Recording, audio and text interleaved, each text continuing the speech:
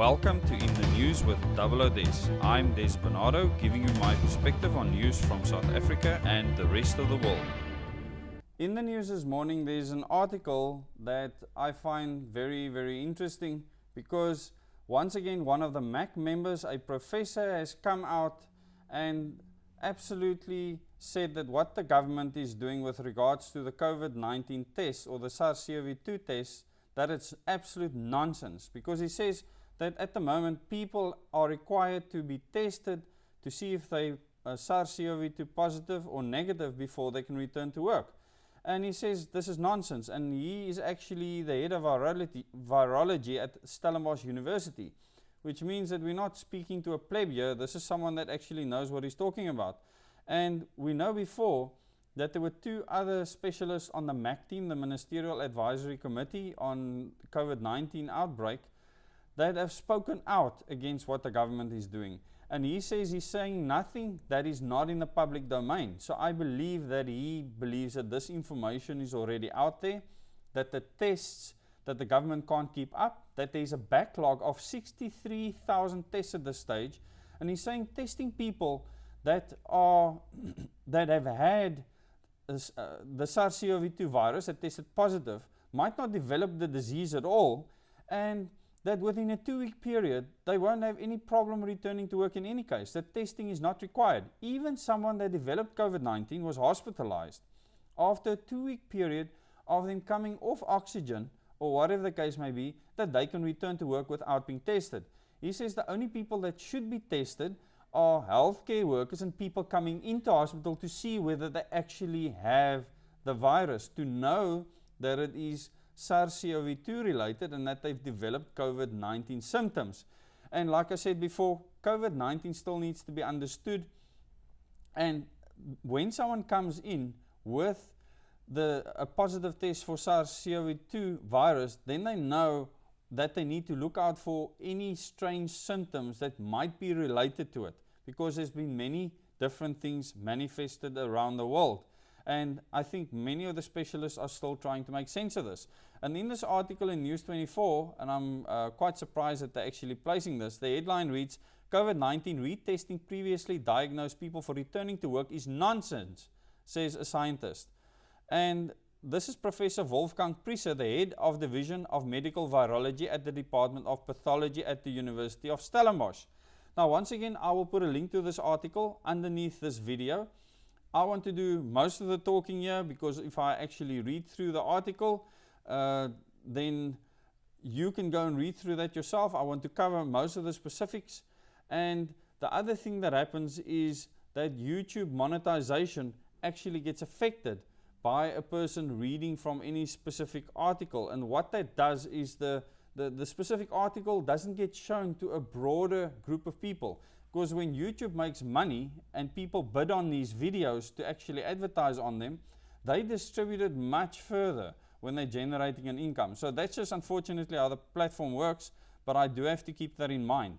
So I will actually study these articles and then get back to you. But now we're sitting with a 63,000 people backlog. That's a lot of backlog in testing, and they're saying that it's absolute nonsense to go and have everyone in the country tested. And to me, this is a political game, because the COVID passes that government wants to roll out, remember we're one of the 15 countries that are getting COVID passes, 50 million being shipped to 15 different countries, including Britain and the US. Remember, it's actually manufactured in Britain, or it comes from Britain. These tests, they are electronic tests. In other words, the test itself verifies whether you're positive or not, and then from there, IDs you as green, amber, or red. If you're green, you don't test SARS-CoV-2 positive. If you're amber, you could be in close proximity to someone that have had the virus. And if you're red, then you have actually contracted the virus. So it's like we are being date stamped and sealed, like the Jewish people were during the Holocaust, or many of the people with the Dom pass in our apartheid past. People will now be labeled, okay, in society. They want to stop all other labels, like you're not a man or a woman, but you're now going to get labeled for COVID-19. And the thing they're using it as an excuse is they are protecting your life. Now, if we look at how many people are dying from COVID-19, then it is not as severe as we thought originally, or as they made it out to be. We could not know until evidence was presented. Once we had evidence, we can now emphatically state what the truth is. And the government has just gone completely overboard, in my opinion. Now, the moment you know that something's not as bad as you thought it was originally, that is fine. Then you take new action. You say, listen here, good news, this is not as bad. We are changing the way we do things. But we're still going to be careful, educate the public, and say, listen here, we're going to avoid where everyone congregates en masse on top of each other. We're going to try and stop that, if that really makes a difference. And you have to prove that to the public to begin with. But at the moment, many of your rights are being taken away because they're saying, well, we can't test everybody, we can't see who's all SARS-CoV-2 positive, and therefore your rights are impaired. Please go and read this article. Thank you for everyone that subscribed. We've gone past 9,000 subscribers and we're racing towards 10,000 subscribers. The other thing that I want to tell you is that tomorrow night I'll be joining my wife in an interview with Loving Life, which is a channel from Australia. For those of you on that channel, can look forward towards that. Hopefully my wife will be doing most of the talking. If there's a few questions to be answered, then I will chip in.